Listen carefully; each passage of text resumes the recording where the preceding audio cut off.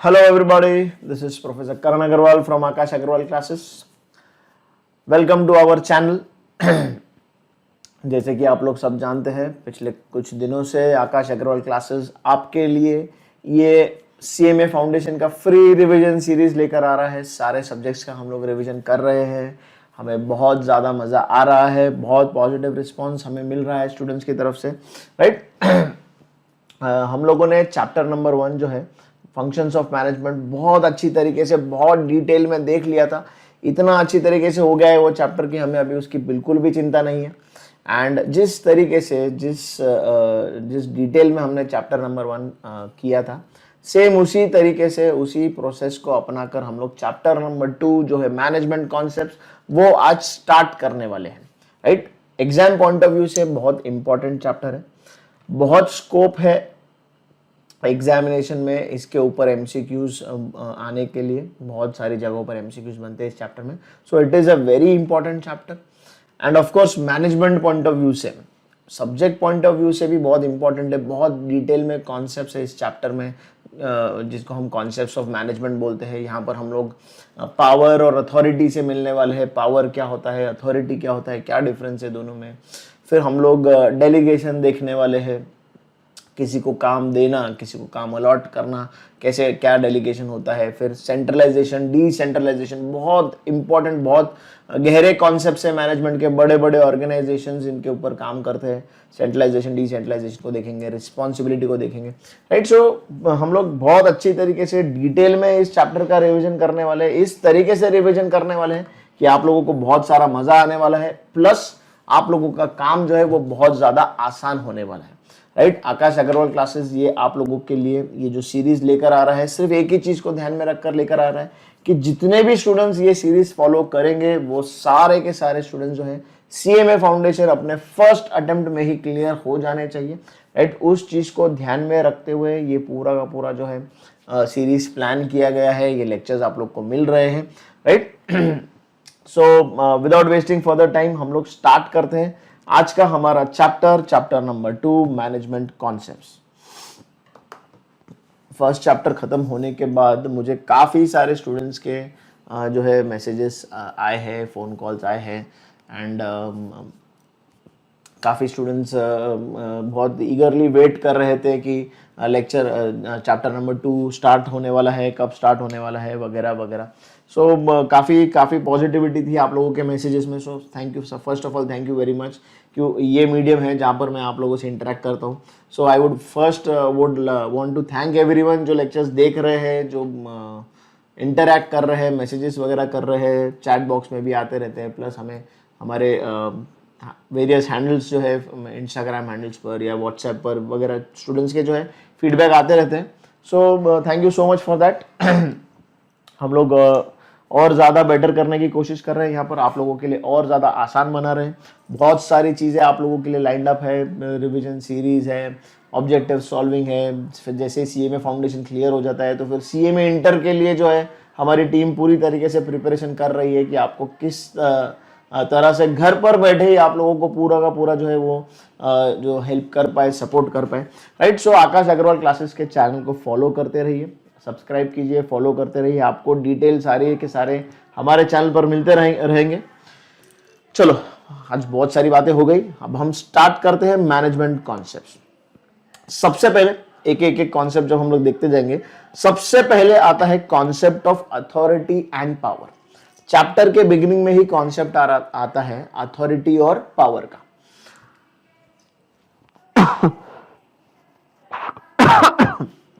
Sorry. So authority क्या है, power क्या है, इनका ऑर्गेनाइजेशन से क्या लेना देना है, मैनेजमेंट से क्या लेना देना है, ये सारी चीजें हम लोग देखेंगे। मैं पर्पसली ये इंट्रोडक्शन जो है वो स्किप कर रहा हूं। हम लोग सीधा कॉन्सेप्ट ऑफ अथॉरिटी पर जाने वाले हैं। मैं ये इंट्रोडक्शन पर्पसली स्किप कर रहा हूं क्योंकि ये डिटेल में आगे हमें मिलने ही वाला है। यहाँ पर थोड़ा सा अधूरा लगता है मुझे, तो इसीलिए मैं जानबूझकर यहाँ पर आपको पढ़ाकर फिर वापस से डिटेल में पढ़ाऊँ, ये नहीं चाहता हूँ। इसलिए हम लोग सीधा स्टार्ट करने वाले हैं कॉन्सेप्ट ऑफ अथॉरिटी से। अगर आप ये देखोगे तो इसमें अथॉरिटी एंड पावर बेसिकली क्या होता है वही दिया गया है, जिसको डिटेल में फिर आगे concept of authority and concept of power में दिया गया है। तो वो ना देखते हुए हम लोग सीधे जो है कॉन्सेप्ट ऑफ अथॉरिटी से स्टार्ट करने वाले, राइट। अभी अथॉरिटी क्या है? अथॉरिटी आपके सामने जो है डेफिनेशन वगैरह रीड करने से पहले एक छोटा सा एग्जांपल देता हूं आपके स्कूल डेज में से। आपकी स्कूल है, एक ऑर्गेनाइजेशन है, ऑर्गेनाइजेशन के अंदर हायरार्की होती है, जैसे प्रिंसिपल है, हेड मिस्ट्रेस है ना, सुपरवाइजर्स होते हैं, फिर क्लास टीचर्स होते हैं, याद आ रहा है आप लोगों को? फिर ये हायरार्की में हम लोग आए कि प्रिंसिपल है, हेड मिस्ट्रेस है, फिर जो स्टाफ है, जो टीचर्स है, उनमें क्लास टीचर्स है। तो क्लास टीचर आपके डिपार्टमेंट की हेड है ना, आप सब जो क्लास नंबर 10 में है, तो क्लास 10 में आपकी XYZ मैडम है, वो आपकी क्लास टीचर है, जो सारी एक्टिविटीज, टाइम टेबल वगैरह, अटेंडेंस वगैरह सारी चीज़ें जो है रिस्पॉन्सिबिलिटी उनकी रहती है, राइट। अब इस यूनिट के अंदर, इस पूरे टोटल हायरार्की के अंदर क्लास टीचर अपॉइंट कर देती है एक मॉनिटर, एक क्लास मॉनिटर। याद आ रहा है? एक ऐसा पर्सन, एक ऐसा बंदा जिसको कोई पसंद नहीं करता था, जो टीचर्स पेट रहता था, टीचर का चमचा रहता था, तो सारी जिम्मेदारी टीचर उसी को देती थी, एंड बाकी सारी क्लास उससे उसको बहुत चिढ़ाती थी, नफरत करती थी, क्योंकि वो सब जाकर बातें टीचर को बता देता था, राइट। अभी इस कॉन्सेप्ट को समझो, थोड़ी देर के लिए वो भावना छोड़ो, कॉन्सेप्ट को समझो। अभी ये जो मॉनिटर है, ये मॉनिटर आपका होमवर्क चेक कर सकता है, आपका अटेंडेंस चेक कर सकता है। किसी स्कूल में वो टीचर क्लीनिनेस के लिए बुक्स चेक करने लगाते हैं, नेल्स चेक करने लगाते हैं, ये बहुत सारी चीज़ें जो टीचर को करनी होती है, वो चेक करने के लिए टीचर जो है मॉनिटर को अपॉइंट कर देती है। And monitor has the authority, monitor के पास वो अथॉरिटी है कि वो आपके पास आए और आपकी बुक चेक करे कि आपने होमवर्क किया है या नहीं किया है। अगर नहीं किया है तो वो टीचर को रिपोर्ट बैक करेगा कि मैडम XYZ स्टूडेंट ने होमवर्क नहीं किया है। अभी इस ऑर्गेनाइजेशन के अंदर ये अथॉरिटी जो है किसी की बुक चेक करने की, ये अधिकार जो है, ये अधिकार उस हायरार्की के वजह से, एक सीनियर के वजह से एक स्टूडेंट को मिला क्या नहीं मिला? यस और नो? बहुत वेग सा एग्जाम्पल है, लेकिन आपको अथॉरिटी समझाने में हेल्प करना चाहिए ये एग्जाम्पल, इसीलिए ये एग्जाम्पल मैंने दिया है आपको। स्टूडेंट को वो अधिकार कहां से मिला? क्योंकि उस पोजीशन में था वो। एक पोस्ट होता है, एक पोजीशन होता है मॉनिटर। स्कूल के हायरार्की के अंदर एक पोजीशन होता है क्लास मॉनिटर। वो स्टूडेंट उस पोस्ट पर जाकर बैठ गया, इसीलिए उसे वो अधिकार मिल गया कि वो आपकी किताबें चेक कर सकता है, आपके बारे में कंप्लेंट कर सकता है, वगैरह वगैरह वगैरह। सो ये अधिकार जो पोजीशन के या पोस्ट के वजह से मिला हो, उस अधिकार को हम लोग, उस चीज को हम लोग, उस पोजीशन को हम लोग बोलते हैं अथॉरिटी। जब भी किसी पर्सन को कोई अधिकार मिलता हो because of some position, because of some post, उसे हम कहते हैं अथॉरिटी। सिंपल। अगर वो मॉनिटर नहीं होता तो वो शायद आपकी बुक हाथ भी नहीं लगा पाता था, लेकिन बिकॉज वो मॉनिटर है तो फिर वो आपकी बुक चेक करेगा, वो आपसे सवाल करेगा, वो आपको पनिशमेंट दे सकता है, आपकी कंप्लेंट कर सकता है। ही कैन, ध्यान से सुनेंगे, he can extract obedience from you. जब टीचर क्लास में नहीं है तो वो सबको काम करने को लगाएगा या चुप बैठने को लगाएगा, कोई आवाज नहीं कर सकता है, तो वो सबसे ओबीडियंस फॉलो करवा रहा है। He can extract obedience from you. Why? Because he has that position, उसके पास वो डेजिग्नेशन है, वो पोस्ट है मॉनिटर का, तो वो सबसे काम करवा कर ले सकते हैं। ये है कॉन्सेप्ट ऑफ अथॉरिटी। अगर ये आपको समझ में आ गया है तो फिर अथॉरिटी में फिर आपको कुछ भी डिफिकल्टी नहीं आनी चाहिए, राइट। किसे ये ऐसे कुछ एग्जाम्पल्स वगैरह है जो हम लोग रियल लाइफ एग्जाम्पल्स है। ये एग्जाम्पल्स सब ये सिचुएशंस फेस कर चुके हैं। ये एग्जाम्पल सब्जेक्ट से जब रिलेट हो जाते हैं तब सब्जेक्ट थोड़ा सा इंटरेस्टिंग, थोड़ा सा इजी बन जाता है, यही मैं सोचता हूँ। चलो अभी हम लोग जो बुक में दिया है उसको रीड करेंगे, क्योंकि कॉन्सेप्ट तो समझ में आ गया, डिटेल में चीजें दी गई है वो देखनी पड़ेगी, ऑब्जेक्टिव क्वेश्चंस आ सकते हैं। In management authority may be defined as the right to guide, the right to guide and direct the actions of others. वो आपको बोल सकता है keep quiet, don't make noise, fingers on your lips, fold your hands. याद है क्या? ये सब चीजें हम सब लोगों के साथ हुई है। एक मॉनिटर को हम लोग सब लोग इसी कारण हेट करते थे। अभी क्या बोल रहे हैं ये लोग? ये डेफिनेशन इंपॉर्टेंट है। Authority may be defined as the right, अधिकार। राइट क्या है? उसके पास एक अधिकार है। किस चीज का अधिकार है? he has the right, he has the अधिकार to guide you and to direct your actions। चलो होमवर्क करो, चलो 2 बार लिखो, पनिशमेंट देगा। of others and to secure from them responses which are appropriate to the attainment of the goals of the organization. At the end उसको करना क्या है, उसको ऐसे एक्शंस करवाने हैं जिससे ऑर्गेनाइजेशन के ऑब्जेक्टिव जो है वो फुलफिल होने वाले हैं. It is the right to utilize organizational resources and to make decisions. It is the right to utilize the organizational resources. अभी अथॉरिटी, जो पर्सन अथॉरिटी में है वो क्या कर रहा है, आपसे काम करवा रहा है, सारे ऑर्गेनाइजेशन के रिसोर्सेज यूटिलाइज करवा रहा है एंड डिसीजन ले रहा है, एंड इन सब चीज़ों के जरिए वो ऑर्गेनाइजेशन के गोल्स जो है वो फुलफिल करने का काम कर रहे हैं. बहुत इंपॉर्टेंट कॉन्सेप्ट हो जाता है मैनेजमेंट का अथॉरिटी.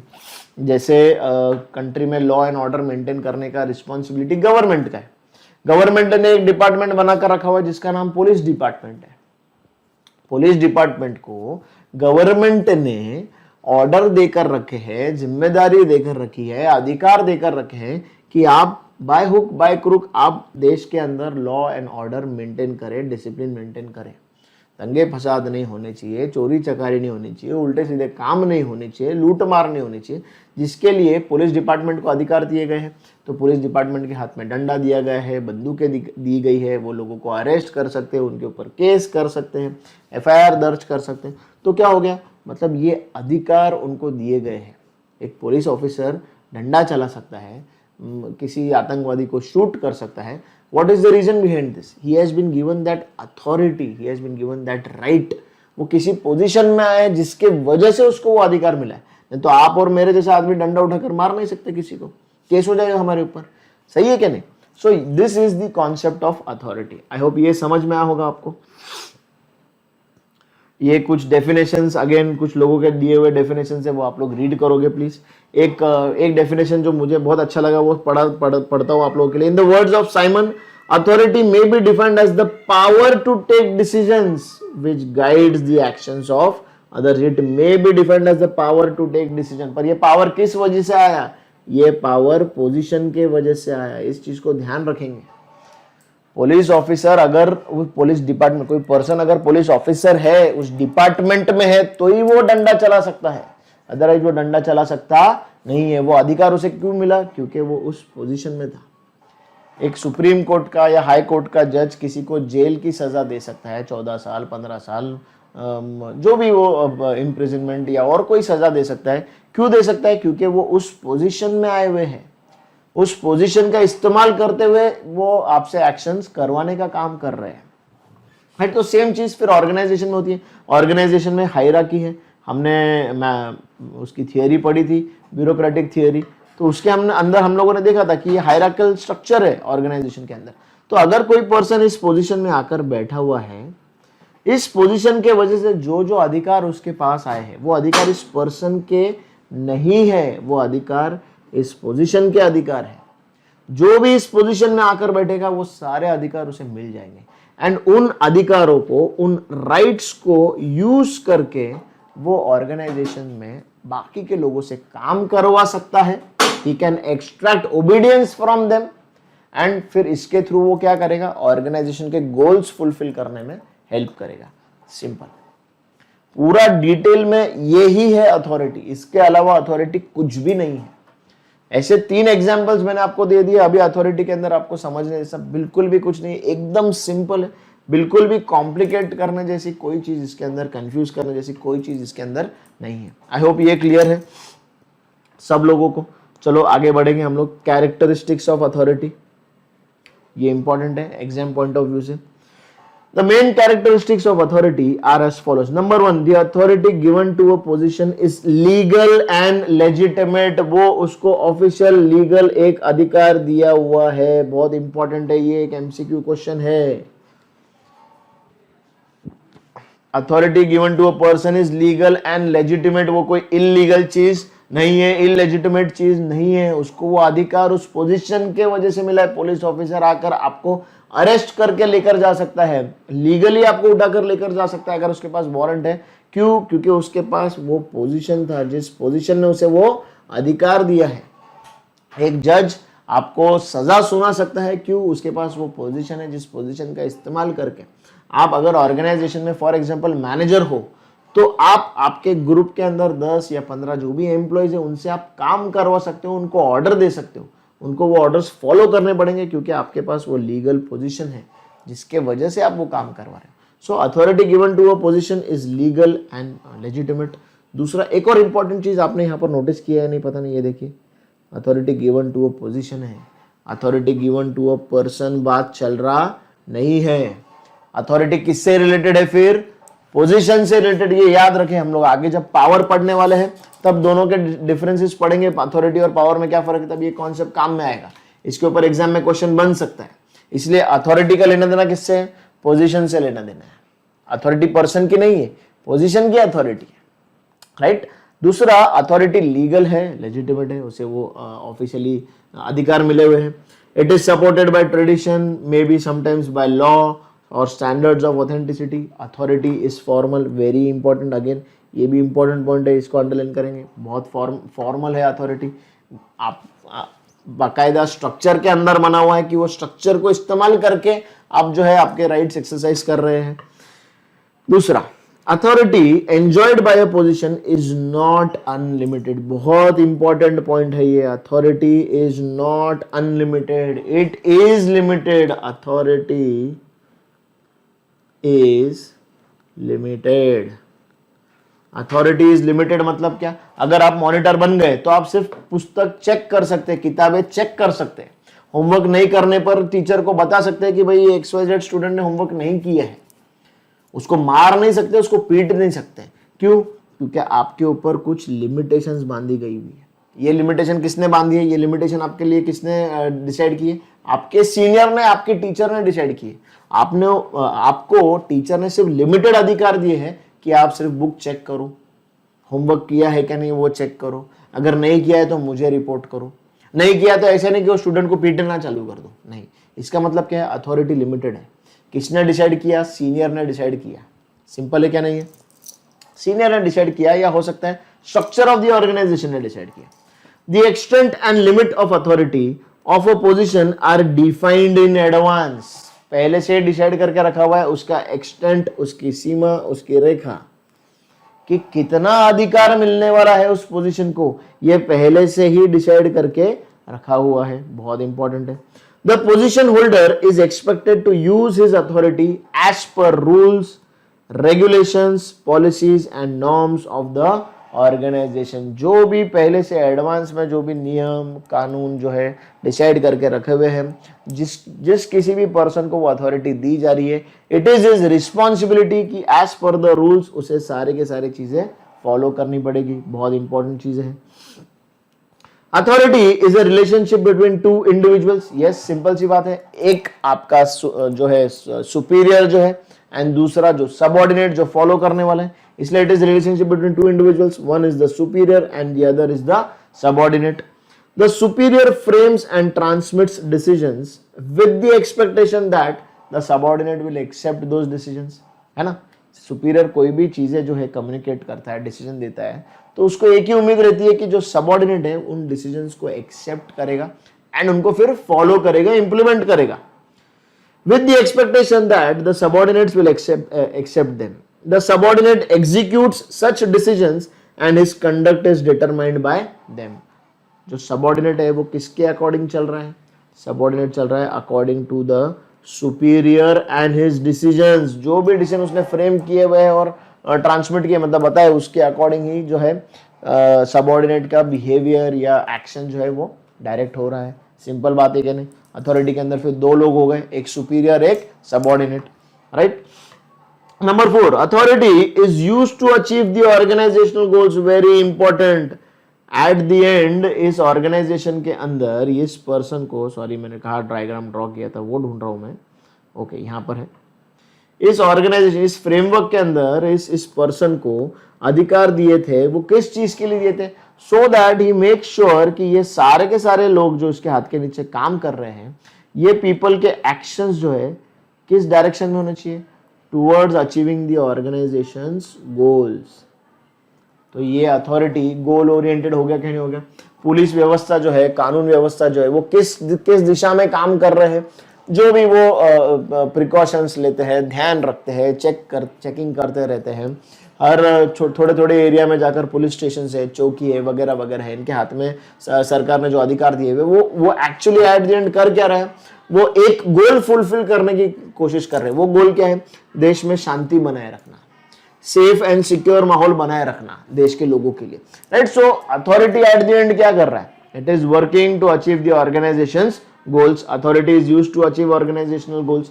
मैनेजर के पास अथॉरिटी मिला है ताकि वो उसके नीचे जितने भी सबऑर्डिनेट्स है उन लोगों से काम करवाए, उनको ऑर्डर दे देकर उनसे काम करवाए। काम करेंगे तो ऑर्गेनाइजेशन के गोल्स फुलफिल होने वाले। The basic purpose behind the use of authority is to influence the behavior of the subordinates. Basic purpose क्या है? Is to influence the behavior, direct the behavior. Subordinates को बताना कि उनको काम किस तरीके से करना है, ये बेसिक पर्पस है अथॉरिटी का। In terms of doing the right things at the right time so that organizational objectives are achieved. Very important. A person with authority influences the behaviors of others that might otherwise not take place. आपके सामने अगर कानून व्यवस्था ना हो, आपके घर में आपकी मम्मी ना हो, तो आप उल्टे सीधे काम करना स्टार्ट कर दोगे क्या नहीं कर दोगे? मम्मी का एग्जांपल हम लोग पावर में देखेंगे, यहाँ पर हम लोग पुलिस व्यवस्था का एग्जांपल देख रहे हैं। अगर लॉ एंड ऑर्डर को मेंटेन करने के लिए ये डिपार्टमेंट ना हो तो हो सकता है बहुत सारे लोगों के एक्शंस जो है वो गलत डायरेक्शन में चले जाए। यस, तो पर्सन विद अथॉरिटी क्या कर रहा है? He or she is influencing the behaviors of others that might not otherwise take place. कि अगर वो अथॉरिटी ना हो तो फिर लोगों का बिहेवियर जो है उस दिशा में ना जाए। इसीलिए लोगों का जो है, ऑर्गेनाइजेशन के लोगों का भी हम बात करेंगे, ऑर्गेनाइजेशन के लोगों के एक्शंस और बिहेवियर जो है कंट्रोल करने के लिए, सही डायरेक्शन में जो है काम पर लगाने के लिए अथॉरिटी दी जाती है। सिंपल सी बात है। Sorry, actions and behaviors of his subordinates, ये फर्स्ट वाला लाइन आया था, sorry. It provides the basis for getting things done. Authority का इस्तेमाल करके हम लोग हमारे जूनियर से, सबऑर्डिनेट से काम करवा कर ले रहे हैं। Authority is also the means of coordination in an organization. Lines of authority serve to link and integrate the various parts of the organization to achieve the common goals. It is a means of coordination in an organization.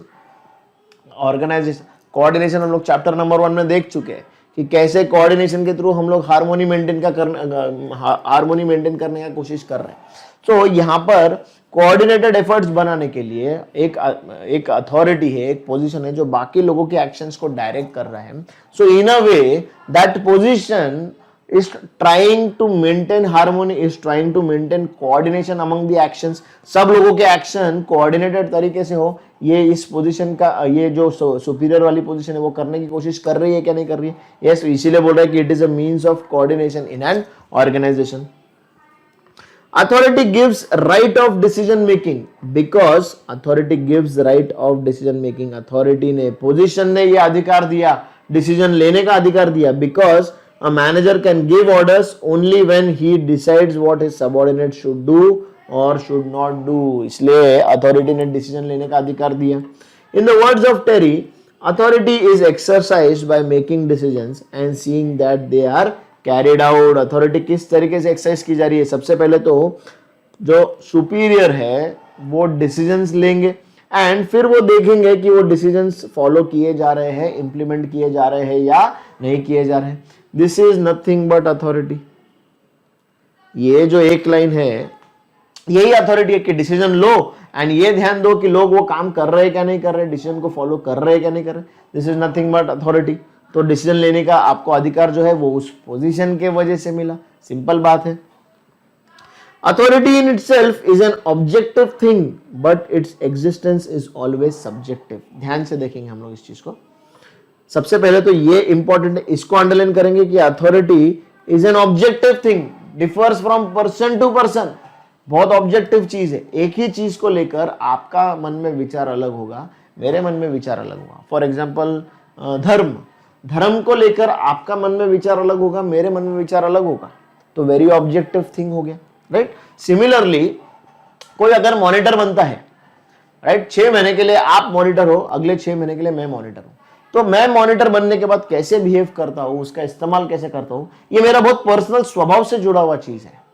हो सकता है मैं थोड़ा friendly रहूंगा, मैं influence करने की कोशिश करूँगा, मैं हर छोटी छोटी चीज़ टीचर को जो है वो कंप्लेंट नहीं करूँगा, या टीचर को जो है सारी सारी चीज़ें रिपोर्ट नहीं करूँगा, मैं हेल्प करूँगा होमवर्क करने में, मैं लोगों की प्रॉब्लम सॉल्व करूँगा। हो सकता है आप बहुत स्ट्रिक्ट मॉनिटर हो, आप हर छोटी छोटी चीज़ टीचर को बताएंगे, आप बिल्कुल भी मिस्टेक्स टॉलरेट नहीं करोगे, है ना। तो क्या हो गया, अथॉरिटी दोनों को है, बट बहुत सब्जेक्टिव बहुत ऑब्जेक्टिव मैटर है। पर्सन टू पर्सन जो है डिटर करता है, डिफरेंट है person to person, it differs from person to person, that is why it is an objective matter. Its exercise depends upon the personality factors of the manager. मैंने कहा मैं बहुत इजी गोइंग पर्सन है, तो मैंने क्या किया, मैंने लोगों की हेल्प करना स्टार्ट कर दिया। आप शायद बहुत स्ट्रिक्ट हो, तो आपने लोगों को जो है पनिश करना स्टार्ट कर दिया, टीचर को रिपोर्ट करना स्टार्ट कर दिया। So exercise of the authority depends upon the personality factors of the manager who can use it and on the subordinates with whom it is to be exercised। इसीलिए क्या कहा गया है कि ऑब्जेक्टिव थिंग है, authority is a very objective thing, but its existence is always subjective. Eight the and हमारा M क्या है, हमें अथॉरिटी के थ्रू जो है ऑर्गेनाइजेशंस के गोल्स फुलफिल कराने हैं, लोगों से ओबीडियंस जो है वो एक्सट्रैक्ट कराना है। सो this is nothing but the concept of authority. Authority क्या है, अथॉरिटी एक अधिकार है जो आपको किसी ना किसी पोजीशन के वजह से मिला हुआ है। यह अधिकार लोगों से काम करवा कर लेने का है, लोगों को ऑर्डर्स देने का है, डिसीजंस लेने का है। बट ये अधिकार आपको किस वजह से मिला, आपको किसी पोजीशन के वजह से मिला। ऑर्गेनाइजेशन के अंदर आप किसी पोजीशन पर आ गए जिसके वजह से आप ये जो है आपको ये राइट्स मिले हैं, ये अथॉरिटी मिली है। This is nothing but the concept of authority. I hope ये आप लोगों को समझ में आया होगा, राइट। अथॉरिटी बहुत अच्छी तरीके से क्लियर हो जाएगा तो फिर पावर समझ में आएगा। दोनों में बहुत बड़ा फर्क है। पावर समझ में आ गया तो difference between authority and power हमें समझ में आ जाएगा। पावर के अंदर बहुत अच्छे अच्छे एग्जाम्पल्स है, जैसे अथॉरिटी में मैंने आपको क्लास मॉनिटर का एग्जाम्पल दिया, पुलिस डिपार्टमेंट का एग्जाम्पल दिया, उसी तरीके से पावर समझाने के लिए भी मेरे पास काफी अच्छे एग्जाम्पल्स हैं। कॉन्सेप्ट बहुत अच्छी तरीके से क्लियर हो गए तो इसके ऊपर से क्वेश्चंस आ सकते हैं।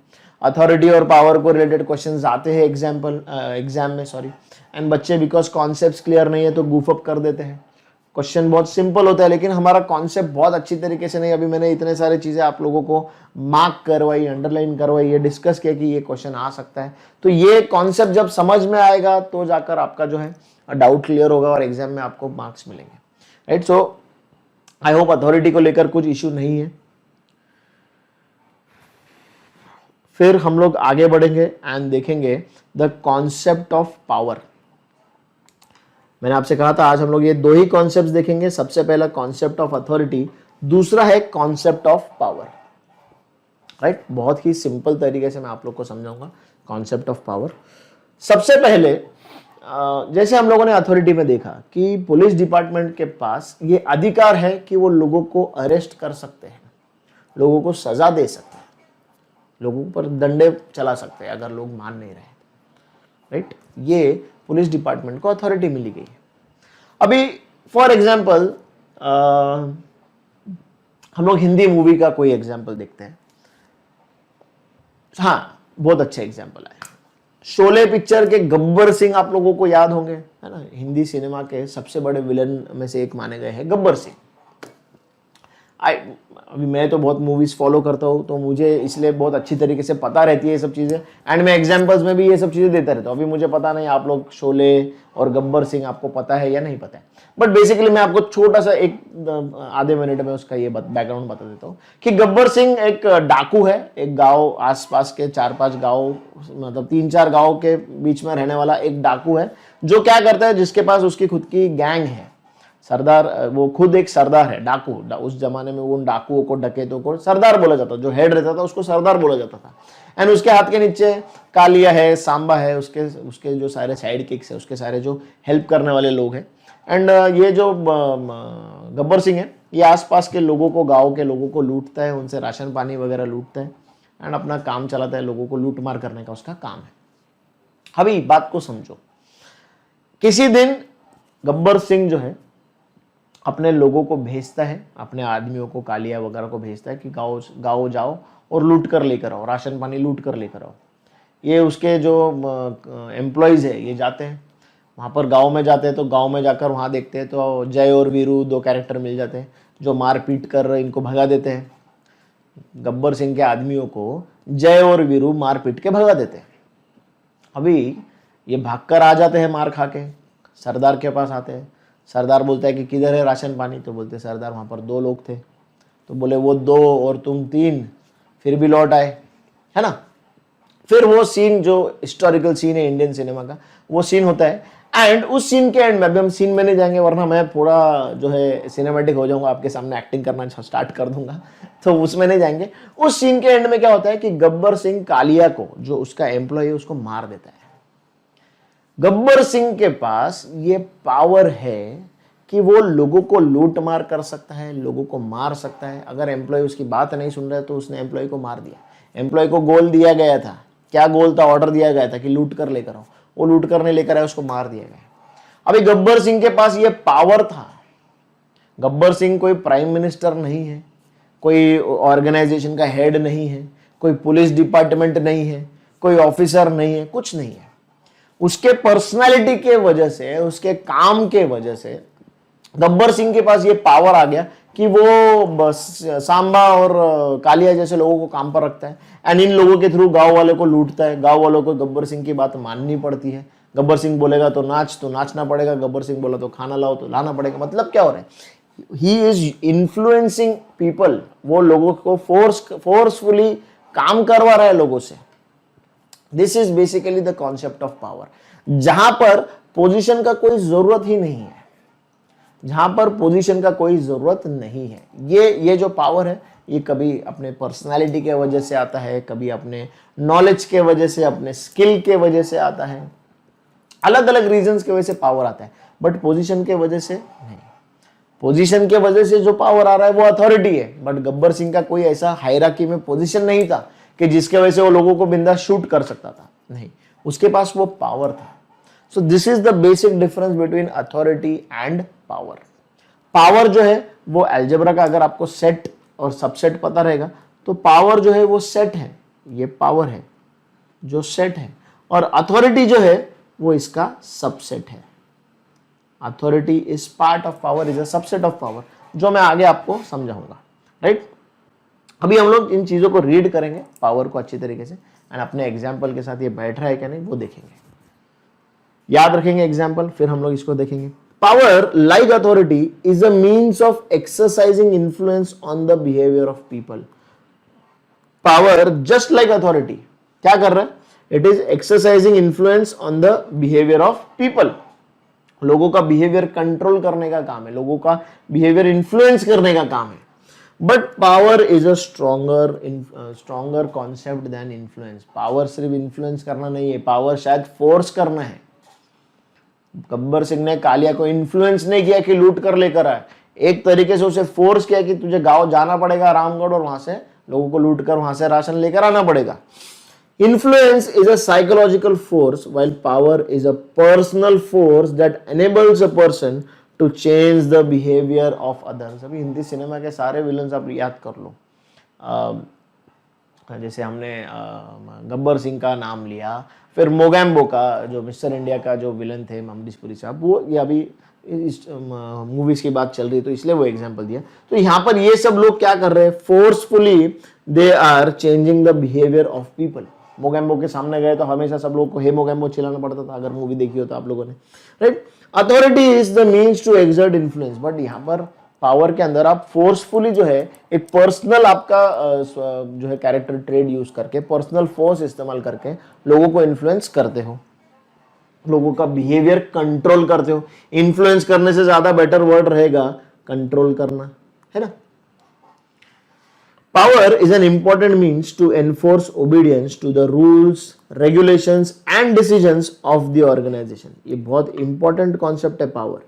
लोगों से forcefully obedience जो है वो extract करना। क्यों? लोग जो है एक स्वभाव है कि लोग बातें मानते नहीं है, रूल्स एंड रेगुलेशंस फॉलो करते नहीं है। तो power is an important mean, जिससे क्या होगा, people will abide by the rules, regulations and decisions of the organisation.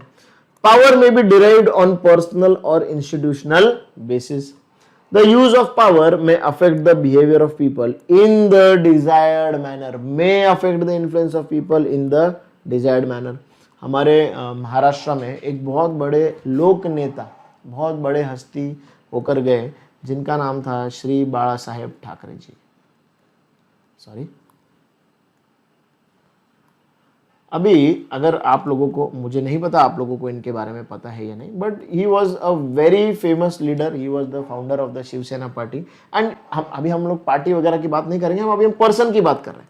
तो ना तो कभी बाला साहेब जी चीफ मिनिस्टर बने स्टेट के, कोई फॉर्मल पोजीशन में नहीं आए, गवर्नमेंट में नहीं आए, पावर में नहीं आए, वो कभी कोई अथॉरिटी नहीं थी उनके पास कि वो चीफ मिनिस्टर बने हैं या किसी प्रकार के मिनिस्टर बने हैं, किसी डिपार्टमेंट के हेड बने।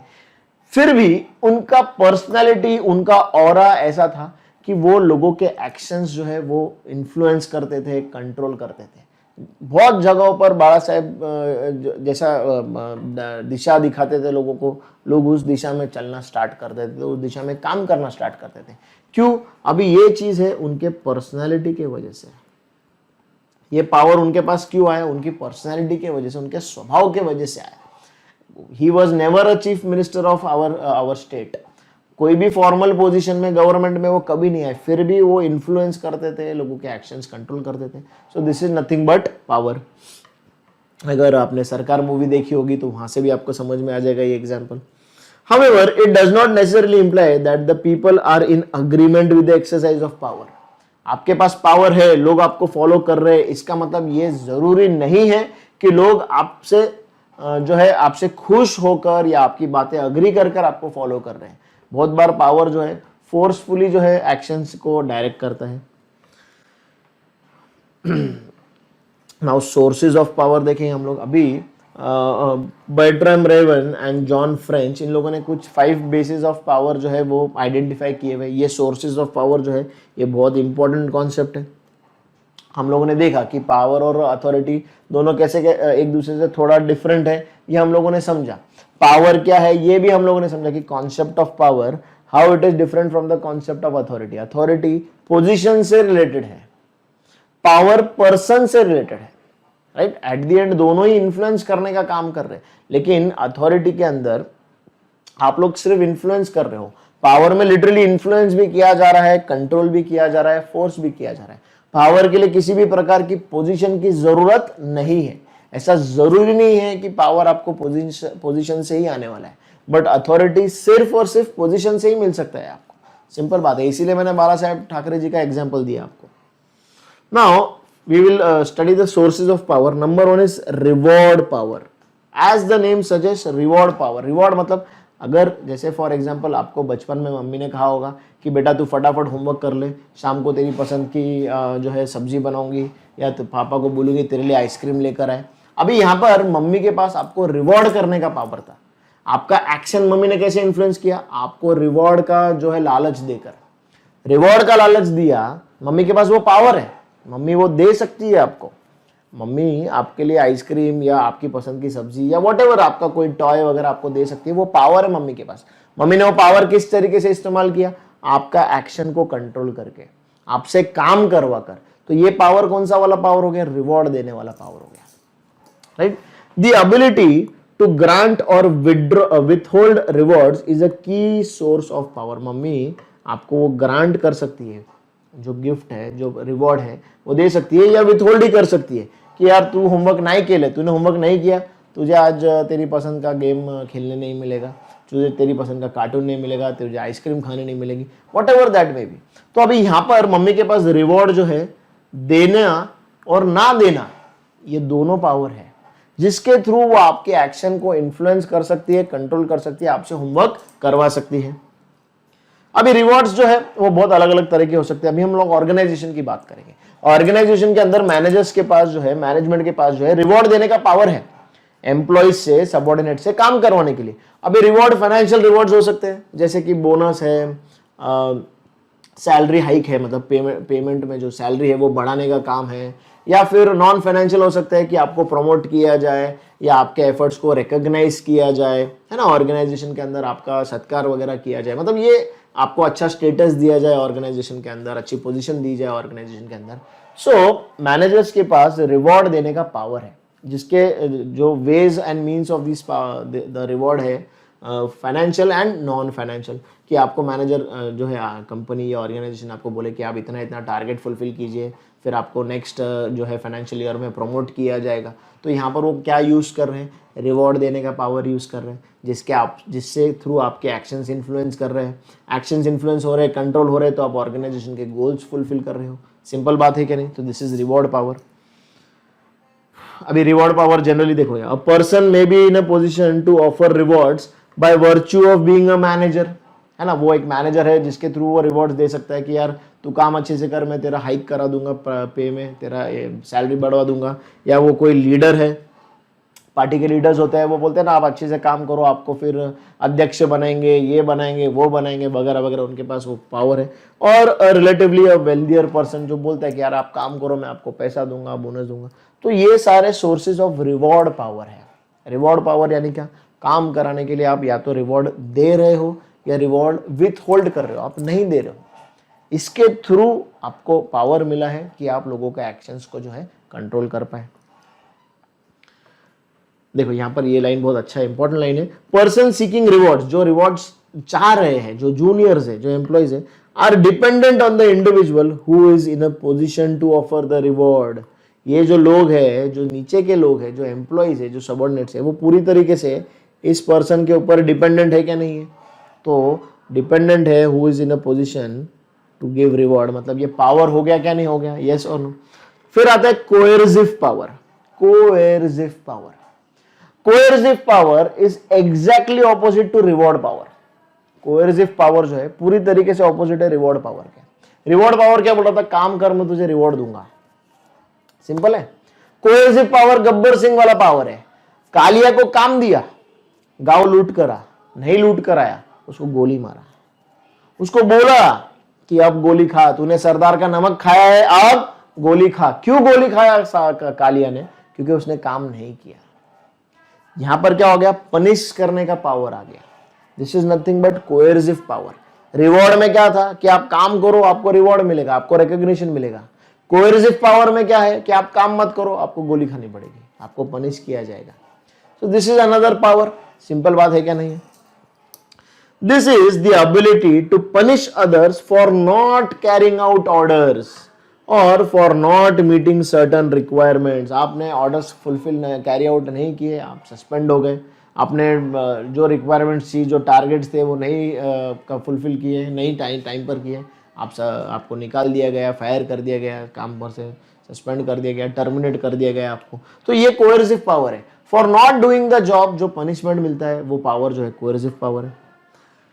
The person who is in position, अभी गब्बर सिंह पोजिशन में था, तो वो इस पावर को यूज करके फोर्सफुली अपने गैंग के लोगों से काम करवाता था क्या नहीं? लोगों को पता है, गैंग के लोगों की, यार हमने सरदार की बात नहीं सुनी तो सरदार गोली मार देगा। Sorry, the person who is in position to coerce others forces और कंपेल्स देम टू डू और नॉट टू डू समथिंग। वो क्या करता है, लोगों को फोर्स करता है कुछ करने के लिए या कुछ नहीं करने के लिए, क्योंकि उसके पास वो कोएर्सिव पावर है। Coercive power is the opposite of reward power. कभी कभी कंपनी क्या करती है कि कंपनी ये कोएर्सिव पावर यूज करती है, जैसे एम्प्लॉइज जो है, वर्कर यूनियन जो है, वो स्ट्राइक पर चला जाता है, तो कंपनी उनको बोलती है कि आप स्ट्राइक को कॉल ऑफ कर दो, आप स्ट्राइक कैंसिल कर दो, बंद कर दो, अदरवाइज हम आपके जो है ये टर्मिनेट कर देंगे कॉन्ट्रैक्ट, हम आपको काम पर से निकाल देंगे, वगैरह वगैरह। तो कंपनी ने कोएर्सिव पावर यूज किया, पनिश करने वाला पावर यूज किया क्या नहीं किया, राइट। फिर आता है एक्सपर्ट पावर। एक्सपर्ट पावर हम जैसे लोगों के पास, टीचर्स के पास, डॉक्टर्स के पास, चार्टर्ड अकाउंटेंट के पास हम लोगों से काम करवा सकते हैं। On the basis of what, on the basis of our technical skills. हम एक्सपर्ट्स हैं अपने अपने इंडस्ट्री में, अपने अपने फील्ड में हम एक्सपर्ट्स हैं, तो वो पावर हमें हमारे टेक्निकल स्किल्स, नॉलेज, एजुकेशन की वजह से मिला, जिसके वजह से हम एक्सपर्ट हो गए। तो अभी इस फील्ड का मैं एक्सपर्ट हो गया, मैं आपसे अपनी इच्छा से काम करवा सकता हूँ क्या नहीं, आपको गाइड कर सकता हूँ क्या नहीं कर सकता हूँ, सिंपल बात है। तो ये एक्सपर्ट पावर है। A person having expertise or specialized knowledge or information has the power over those who seek his expertise, has the power over those. For example, आप एक पंडित के पास चले जाए जो कुंडली देखने का काम करता है, तो उनके पास वो एक्सपर्टीज नॉलेज है, उन्होंने वो एजुकेशन लिया हुआ है, जिसके वजह से, जिसको यूज करके वो आपके एक्शंस को इन्फ्लुएंस कर सकते हैं कि आपके ऊपर शनि की ये है, उसकी वो है, मंगल की ये है, आप ये पूजा कराओ, आप मंत्र पाठ करो, आप पैसा दो, दान करो, वगैरह वगैरह। वो क्या कर रहा है, एक्सपर्ट पावर होने के वजह से आपको एक्शन को इन्फ्लुएंस कर रहे हैं।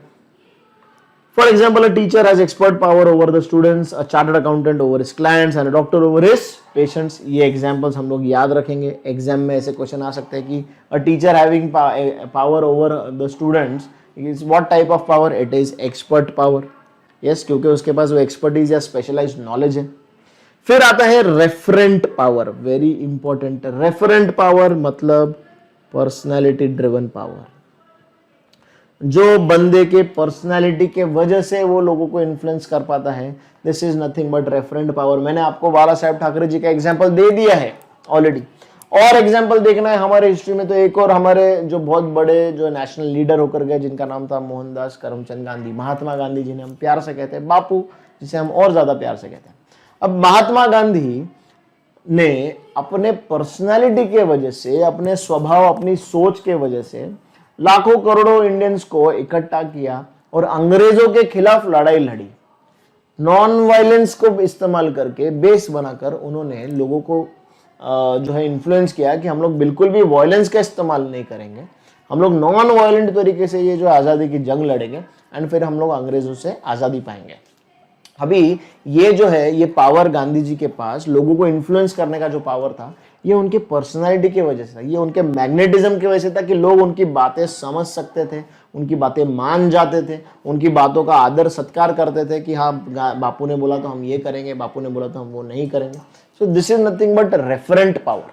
अभी यहाँ पर तो बापू के पास कोई ऐसा रिवॉर्ड या पनिश करने का पावर नहीं था, कोई ऐसा बापू के पास एक्सपर्टीज नहीं था कि मैं पहले भी बहुत सारी आज़ादी की जंग लड़ चुका हूँ, इसमें मैंने डिग्री ली, ऐसा भी नहीं था। ये उनके पर्सनैलिटी की वजह से था। So this is nothing but referent power. This is based on personality attributes और personal virtues of a person. Very important, referent power is based on the personality attributes और पर्सनल वर्च्यूज, उसके सोच, उनकी समझदारी, उनका स्वभाव, उनका कैरेक्टर, उनका बिहेवियर किस तरीके से है, किस तरह की पर्सनालिटी है, जिसके वजह से लोगों को वो अपने तरफ अट्रैक्ट कर लेते हैं इन्फ्लुएंस करने के लिए। ये है referent power. Such a person has the charisma which attracts people towards him. Very important. For example, Mahatma Gandhi became powerful and had a huge following due to his charisma. उनके अंदर वो एक पर्सनालिटी ट्रेट था। अभी रेफरेंट पावर यूज करके organization के अंदर लोग अपने एम्प्लॉयज से काम करवा सकते हैं एंड गाइड कर सकते हैं, अपने गोल्स फुलफिल कराने में हेल्प कर सकते हैं।